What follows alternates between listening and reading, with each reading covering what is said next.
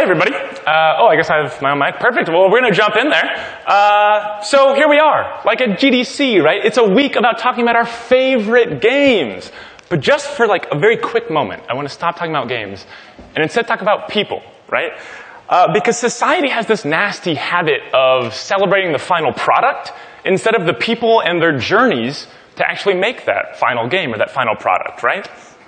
So hopefully you've noticed this recent trend, especially in the indie game scene, where, no matter what type of team you're on, no matter what size your team is, no matter who you are, people are starting to really prioritize the communities that they surround themselves in. And today we'll be talking basically on how to build a co-working space, right? After our own bumpy road, and with the hope to both warn you, but also inspire you. So most of these lessons come from Gamenest. Gamenest is an independent, inclusive co-working space just for indie game developers, right? It's a place for experienced indies, for motivated students, all different kinds of developers. And again, it's those folks who want to surround themselves in people who really understand the challenges of making a game, right? And what that process is like. It's a co-working space, which means it's pretty much like a shared office. People bring in their computers, they rent desks, we have a lot of events like an internal feedback Friday or maybe large monthly parties. It's also important to give context for what Gamenest is not, right? So it's not sponsored by any corporations or giant tech companies or anything like that, right? Also, being in San Francisco, it is, more focused just for indie game developers, right? So it's not just a general tech co-working space or incubator or anything like that. It's a co-working space for indies and indie game development. So for a brief history, we started planning this all in October 2014. We opened our days on the very first day of January 2015. And then the people crazy enough to try this was yours truly. My name is Dylan Jones on the bottom. That's Jana Van Nordhagen, Jim Fleming, and... Hey everybody, I'm Danielle Swank. So, co-working. There's pretty much 5 basic steps to starting and running your own co-working space. And the first thing, and probably the most important thing, is your people. You really, really have to find a group, because co-working exists in a group. So, there's this, Gamenest started kind of officially as an idea back in Indiecade at 2014. And I was in the audience just like you. And I was listening to this person from Glitch City talk about their space and what they were doing together. And I'm like, oh my goodness, this is the most amazing thing ever. I want to go and I want to do this. And these are all my friends. And this is them down in LA. Well, not all of my friends, but And I got them all together and we all got drunk and we stayed up really late planning what this space might look like. And I woke up in the morning and I realized I was actually serious about it. So I got on Craigslist, looked up a couple of spaces, and I sent out an email. And the next day, Dylan was back in SF looking at spaces. It was really amazing. But Gamenest isn't just here and isn't just these people. It wouldn't exist without a larger community. And so for us, that means meetup groups. So for the past couple years, both Dylan and I have been running different meetup groups. Dylan runs one focused on indie developers. It has about 1,000 members. I run one focused on learning how to make games that has about 800. And you really, really want to start with this kind of core group of people in order to round out your space. Because the one thing that you don't want to do is open the doors January 1st and there be nobody in the space and all empty desks. So that's great. So you have a bunch of people. What do you do next, Dylan? Well, you got to find the spot to put them where they all are, right? So you got to find that home base. And that's that second step in this process, right?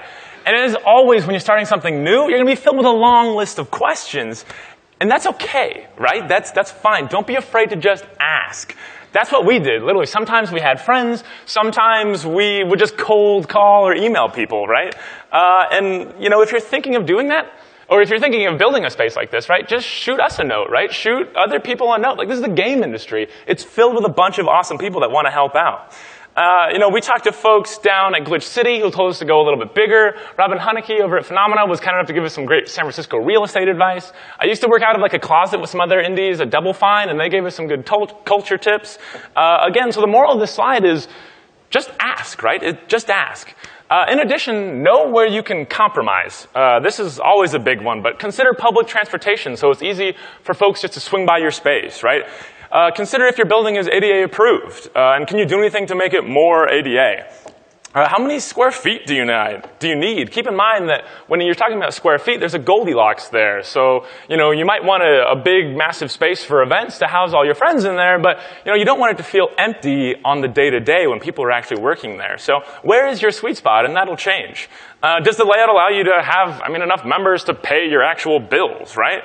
And if that's the case, how many bathrooms do you need? All those bizarre little questions like that. And since for us it was just all out of our pocket, price was definitely the biggest one.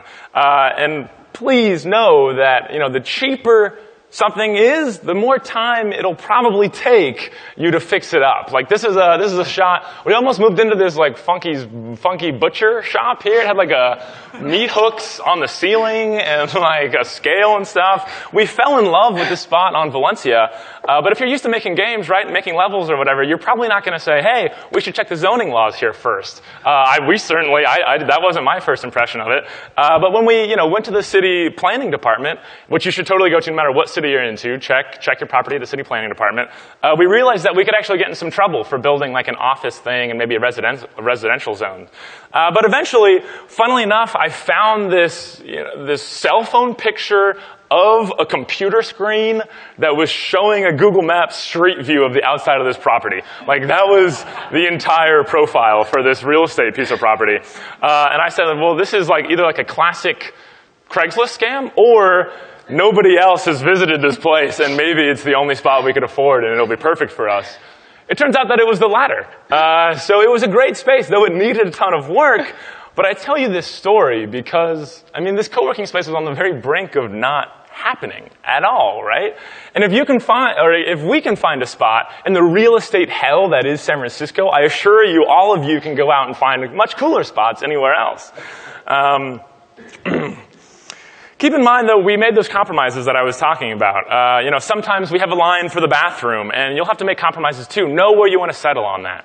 Know what your criteria are. Know what's specific to you. Really think about this stuff. Is it, with your group, if you have some founding members with that? Do you want like a grungy spot? Do you want a cleaner spot? How big is it? Do you want a conference room? Do you need a kitchen? Again, how many bathrooms do you need?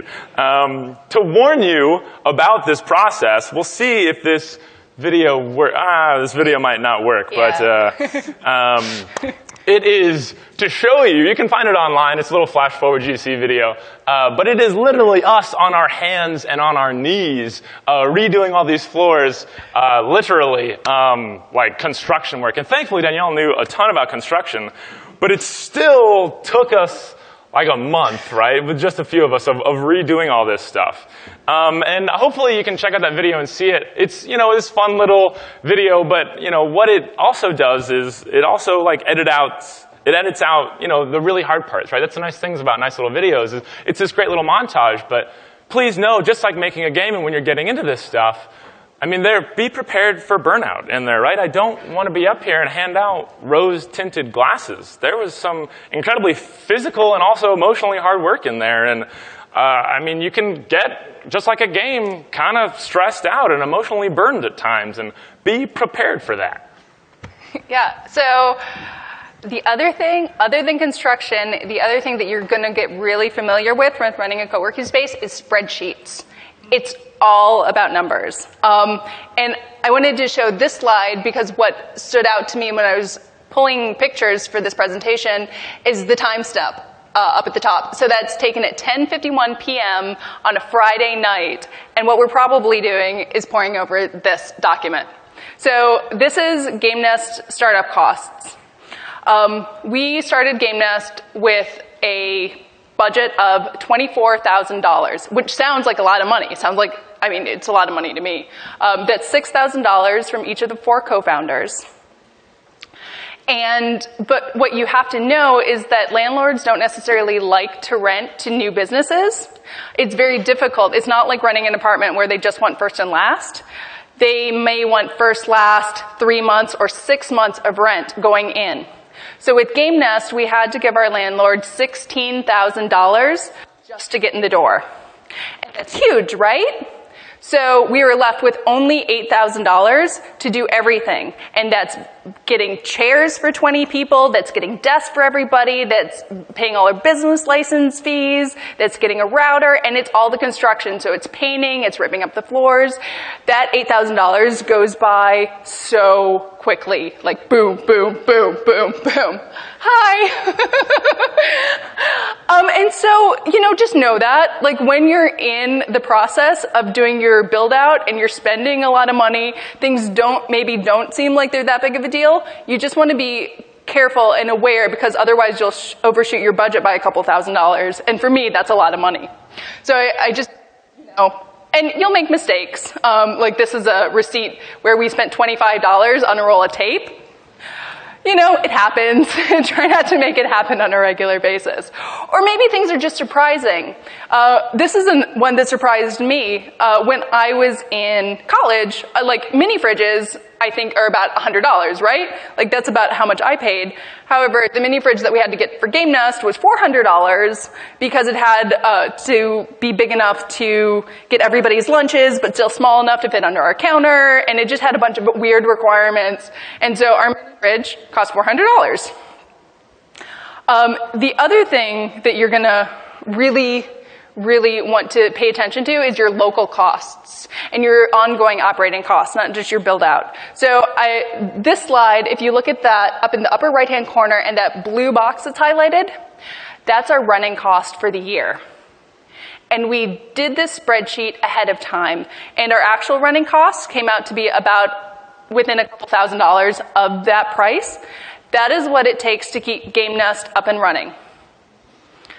And so, that's a number. And that number is neither good or bad. It's just something that you have to be aware of. And then once you have a number like that, you have to start doing math and matrix math.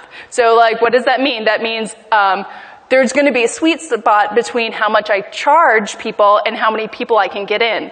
And for us in San Francisco, that's $350 for a full-time membership. The other thing that you want to do is you want to look really carefully at the bottom of the spreadsheet and our projected members number. So I said earlier that like Dylan has a meetup group with 1,000 people, and that sounds like a lot of people, but there's a huge gulf between people who like the idea of co-working in theory and people who actually give you money to co-work with you. And so you want to be, when you're doing the numbers, be as negative as possible.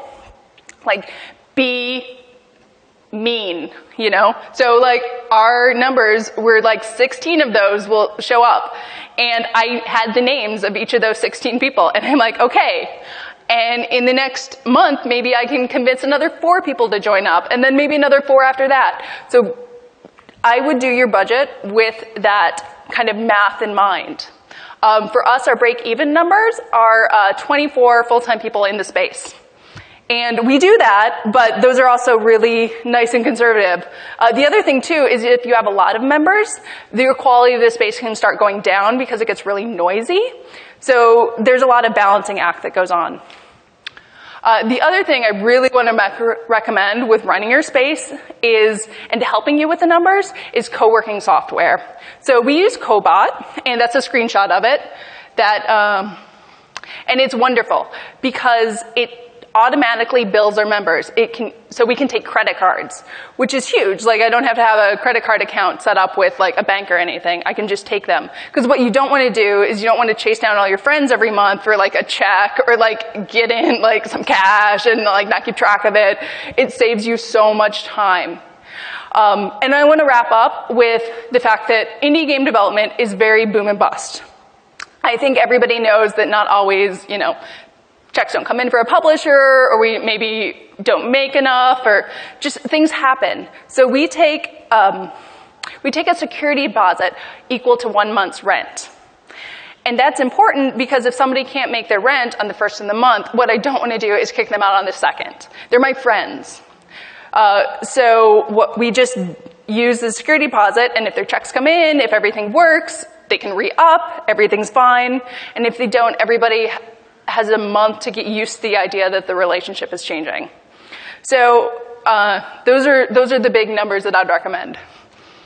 Yeah, absolutely. And you really need these tools so that you can get back into making your game full-time, right? Instead of organizing the space full-time. That's vital.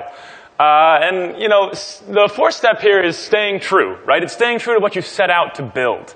We encourage you to make your own pillars, like really decide what you want early on as your small group, write them down, post them up on the walls, save them. We came up with our pillars as being diversity, community, and great games. So for diversity, what's the best way to make sure that you're an inclusive environment and keeping it a safe space? Well, we have basically an application that says, hey, what kind of games have you worked on in the past? What are you looking to get out of a co-working space? And do you identify as any traditionally marginalized groups? And mostly that's for us so that we can get a high-level understanding of where we sit, so that we know when we need to do further outreach and start getting the word out there more and more. Again, if you have any ideas about this or anything else in between, please come up and say hi. We're always looking forward to hearing that kind of stuff. And for our second pillar is community, right? And one of the ways that I reflect on our progress that way is basically looking at a series of moments, right? I'll scroll through some of ours, but this is only to get you excited about your own moments that you're going to have when you open your own space, right? You'll have these nuggets, these little memories that'll make it all worth it. I'm a sucker for nostalgia, but half the reason I post pictures onto the Gamenest Twitter is so that we have like an almost scrapbook kind of thing. And I encourage you to actually catalog your fun, right? This is when we hosted Lost Levels. We highly recommend events because it helps get the word out there for new members, new potential members to join you. It also keeps all your current members really engaged, right? It also makes it a destination, and most importantly, it unites your local scene, your local game development scene all under one roof. And get involved with local ARG artists or real-world games. Help make your space like an actual destination if that's what you're into, right? One of my favorite moments was when we had the Racket throw this crazy murder mystery extravaganza thing. And I had a friend who actually found out about this event like randomly and showed up. And I said, whoa, what are you doing here? And honestly, if that doesn't get you excited, that's kind of like as good as it gets when you're running a co-working space. So, maybe it's the little things, like you just want to get lunch with some friends and talk about the latest games you've been playing. Maybe it's being able to harbor indies from out of town and they need some internet, right? Maybe it's having the perfect place to host your favorite game jam. Or it's a giant tutorial room for teaching new developers how to make games, right? And really, where else are you going to find a indie video game themed Halloween, right? Unless you make that space, that awesome may not ever exist, right? You have to go out and build that. And that was one of the things, actually, that we really learned. It was really, once you build it, it's so easy to enable these things. Really, all it takes is just encouraging your members to make their own events. Some of the most successful events we've had are like Game of the Fortnight, which is like, imagine a book club, but with a video game, so you all play the same thing and then talk about it. And also these monthly giant out-of-the-shell parties that we have. So these are just some posters that people make to, get the word out about the space. And again, also, we're having a party on Thursday. You're all totally invited. Check that out online. But, just out-of-the-shell fun parties like that. Again, that third pillar is helping people make great games. And of course, that is mostly up to the creator. But when you're in these spaces, right, you can actually totally help with that. So, maybe it's pulling together for a booth at GamerX. Maybe it's just exchanging some information or saying the latest, greatest tips on showing your game at Indiecade. Or maybe it's all having, at this case, a Gamenest booth where people at a playcrafting event, could come and be giving you feedback. It's just easier to organize that stuff. And you're actually helping make games get better with feedback and everything else in between, right? And get the word out, of course. Yeah, so, all right, great. You have this wonderful spot. You've organized a bunch of people. You came up with all your startup costs, and you have all these great engaged members. Next thing to do is survive. And there's a bunch of unexpected stuff, like IKEA couches don't fit in Honda Civics. Who knew? But on a more serious note, actually, one of the big things that we deal with is security. And access to the space. So there's a couple different ways you can approach those things. One of the cheapest ways to do it is just to give your members keys. That presents a lot of problems, though. in that people lose keys, people leave and they don't return them, and like all of a sudden there's a bunch of security holes. And at Gamenest, in your co-working space, you will probably be a target. You're asking your members to leave their valuable, expensive laptops, tablets, all the stuff that, you know, game development requires in your space, and other people will want that. So you just have to be aware of those things. For us, what we did is we got a 24-hour access card reader, and that was surprisingly difficult to get. We had to have somebody come out from a company, and it took them about 2 months to come and install it, even though we're calling them pretty much every day and be like, I want to pay you money. And they're like, we don't care. So just be aware of that. And every time that we've been broken into, you know, we've had to do more stuff and spend more money on security. And the other thing that isn't necessarily surprising, but is maybe a little bit more of a factor than you might think, is stuff like dishes. You know, like we have a cleaning service that comes in twice a week, and it pays, and it cleans the place. It does all of our kitchen, it does bathrooms, that's all phenomenal. But what on those off days? Like what happens when people like leave dishes in the sink? You know, who cleans those? It's probably going to be you. Just saying. So be prepared for all that. You know, or like random stuff like that happens in construction. This is a window that got broken in Gamenest, and that happened the first day that we moved in, and it took us another 2 months to get it fixed. You know, just stuff is unexpected. But it might not even be unexpected due to cost. It might be unexpected due to time. The other thing that I didn't realize about my co-working space is that all the lights are different sizes. And they're all different wattages. And so I'd go to Lowe's and I'd think I'd have all the information I need to buy my stupid light bulbs. Well, guess what? I had to go back and forth to Lowe's like 5 times in a day. It took an entire day's worth of time when I'm trying to get this co-working space up and running to get light bulbs. Unexpected. You know, and as much as I love my members, sometimes people, you know, do stuff that you'd probably prefer them not to do. So you also have to like talk through those things with them. A good way to do that is we have weekly founder meetings where we all touch base with each other. We talk about issues in the space. We get ahead of problems. We also have a Slack that everybody in our space is on. So if things come up and things are issues, we can know about them right away because it's better to deal with stuff proactively. And then I guess one of the last things that was a positive surprise, there are some, I swear, was I underestimated how valuable Gamenest would be as an event space. So we've had companies, and you'll have a great bunch of indies who are excited, and you'll probably have companies reach out to you and be like, hey, can I host a launch party here? Can I do a developer event? And you should say yes. That is excellent.